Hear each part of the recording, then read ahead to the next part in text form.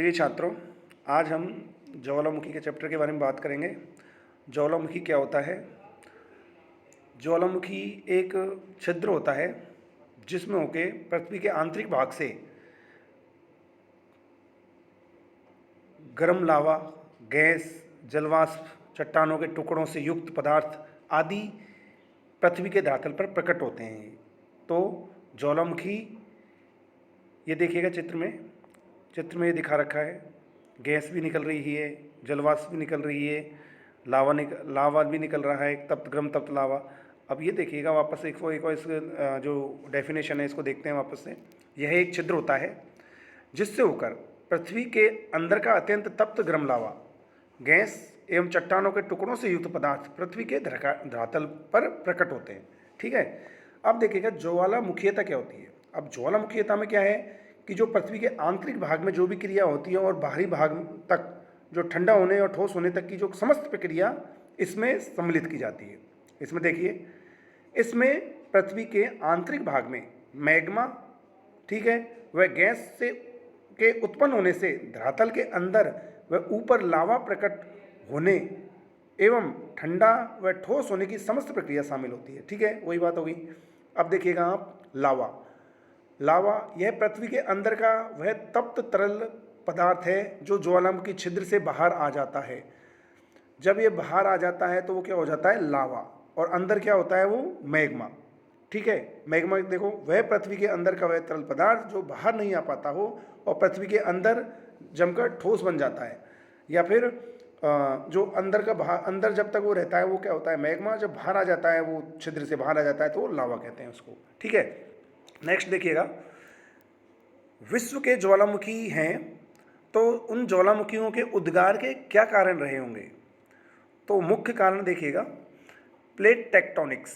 अब plate tectonics का जब चैप्टर पढ़ेंगे अपन तब उस पर बात करेंगे। ये काफ़ी इम्पोर्टेंट है, इसमें से क्वेश्चन पूछे जाते हैं। प्लेट टेक्टोनिक्स, अब इसमें प्लेट टेक्टोनिक के दो भाग कर रखे हैं। एक तो होता है कि प्लेटें होती हैं जो विश्व में जो मुख्य प्लेटें हैं तो, और गौण प्लेटें भी हैं। तो प्लेटों में क्या होता है? दो प्लेटें जब आपस में टकराती हैं, अभिसरण करती हैं, तो तब ज्वालामुखी का उद्गार होता है। उन क्षेत्रों में ज्वालामुखी का उद्गार होता है। और दूसरा होता है जब दो प्लेटें दूर की साइड दूर जाती हैं, ठीक है, तो वो अपसरण की स्थिति होती है। तो इसमें भी ज्वालामुखी का उद्गार होता है। अब जो अपसरण करती हैं तो उसमें दरारी उद्गार होता है। और जब प्लेटें आपस में टकराती हैं तो वो पहाड़ी नुमा शंकु आकार रूप धारण करता है और पहाड़ी ज्वालामुखी पर्वत बनता है। ठीक है। और दूसरा है कमज़ोर भूपटल। पृथ्वी का कोई भाग अगर कमज़ोर है तो उधर से तो वहाँ पे क्या होगा? ज्वालामुखी की क्रियाएं देखने को मिलेंगी। और तीसरा पॉइंट है, भूगर्भ में अत्यधिक तापमान से भी ज्वालामुखी उद्गार के लक्षण प्रकट होते हैं। ये कारण हैं। अब नेक्स्ट देखिएगा, विश्व में ज्वालामुखी का वितरण किस रूप में है? जिसमें आपको हमने भूकंप का जब वितरण बताया था, विश्व वितरण, तो इसी तरीके से इसका भी मिलता जुलता रूप है। प्रशांत महासागरीय पेटी बिल्कुल सेम है। भूकंप पे भी यही विश्व वितरण था, प्रशांत महासागरीय पेटी का। तो इसमें देखिएगा, यह पेटी ज्वालामुखी की सबसे महत्वपूर्ण पेटी है। ठीक है, कौन सी? प्रशांत महासागरीय पेटी। इसमें 403 से ज़्यादा सक्रिय ज्वालामुखी हैं। कितने? 403 से ज़्यादा सक्रिय ज्वालामुखी हैं। इसे प्रशांत महासागर का अग्नि विलय कहते हैं। ये एक अग्नि विलय के रूप में फैला होता है, इसको अग्नि विलय कहते हैं, रिंग ऑफ फायर कहते हैं। इस भाग में दक्षिणी अमेरिका के हॉर्न अंतरीप, अब देखिएगा आप, जो दक्षिणी अमेरिका है उसका दक्षिणतम भाग है हॉर्न अंतरीप, वहाँ से लेकर और उत्तरी अमेरिका का अलास्का प्रदेश, यानी कि उत्तरी अमेरिका दक्षिण अमेरिका के पश्चिमी तट के सारे होते हुए अलास्का तक इनका विस्तार पाया जाता है। फिर बाद में एशिया का पूर्वी तट और जापान और फिलीपींस देश इसके अंतर्गत आते हैं। ठीक है।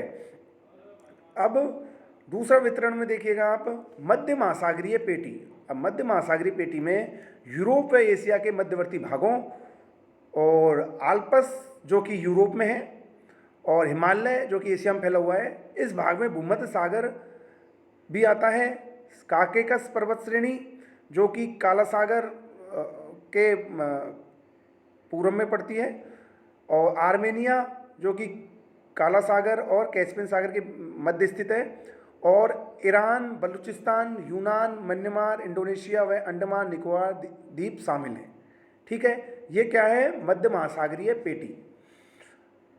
अब तीसरा है, ये देखिएगा, तीसरा है यह अफ्रीका के पूर्वी भाग में झील प्रदेश के रूप में लाल सागर तक फैली हुई है। अफ्रीका के पूर्वी भाग में झील प्रदेश के होकर लाल सागर तक फैली हुई है। इसकी लोकेशन थोड़ी सी सही नहीं दे रखी, तो ये हो गया। ठीक है, अब देखिएगा आप, ये ज्वालामुखी वितरण के इसके वितरण के क्षेत्र हैं, और जो मुख्य ज्वालामुखी हैं उनके नाम भी हैं, वे पूछ लेते हैं, लोकेशन मैप में पूछ लेते हैं, और ये क्वेश्चन भी आ सकता है बड़ा। ये देखिएगा, किलामू जो ज्वालामुखी है वो कहाँ है? हवाई द्वीप। हवाई द्वीप कहाँ पे है? प्रशांत महासागर में। हवाई द्वीप की जो मुख्य नगर कौन सा है वहाँ पे, सिटी कौन सी है? होनोलुलु। ये है अमेरिका के अधीन है, संयुक्त राज्य अमेरिका के अधीन है, और उत्तरी प्रशांत महासागर में पाया जाता है। यह विश्व का सबसे सक्रिय ज्वालामुखी है, किलामू। ठीक है, एक है कोटोपैक्सी, यह है दक्षिण अमेरिका में, इक्वेडोर में है। यह विश्व का सबसे ऊंचा ज्वालामुखी है। ठीक है, अब है स्ट्रम्बोली। स्ट्रम्बोली भूमध्य सागर का क्या कहते हैं? प्रकाश स्तंभ। भूमध्य सागर कहाँ पे है? अफ्रीका और यूरोप के मध्य स्थित जो सागर है उसको क्या कहेंगे? भूमध्य सागर। ठीक है, अब एक है ओजस डेल सलेडो। ये ज्वालामुखी अर्जेंटीना व चिली बॉर्डर पर स्थित है, और सबसे ऊंचाई पर स्थित और एक्टिव सक्रिय ज्वालामुखी है। सबसे ऊंचाई पर स्थित सक्रिय ज्वालामुखी है। एकांकागुआ, ये पर्वत श्रेणी कहाँ पे है? एंडीज पर्वत पे है। ये चोटी, ये ज्वालामुखी कहाँ है? एंडीज पर्वत पे, और सबसे ऊंचाई पर स्थित शांत ज्वालामुखी है, और देवबंद ईरान में स्थित है। ठीक है, नेक्स्ट देखिएगा, और देखिएगा नारकोंडम। ये कैसा है? प्रसुप्त ज्वालामुखी है, अंडमान निकोबार में स्थित है। ये प्रसुप्त सक्रिय है, इनके बारे में अपन बात करेंगे अभी थोड़ी देर बाद। एक बार जो मुख्य ज्वालामुखी है उनके बारे में बात कर लेते हैं। बैरन भी कहाँ पे है? बैरन द्वीप, बैरन ज्वालामुखी, ये अंडमान निकोबार द्वीप में, ये सक्रिय ज्वालामुखी है। भारत का एकमात्र सक्रिय ज्वालामुखी बैरन है। और मौना लोआ ज्वालामुखी हवाई द्वीप पर है। माउंट कैमरून ये अफ्रीका में है। और विसुवियस ये नेपल्स की खाड़ी इटली में है। और क्राकातोआ ज्वालामुखी कहाँ पे है? इंडोनेशिया में।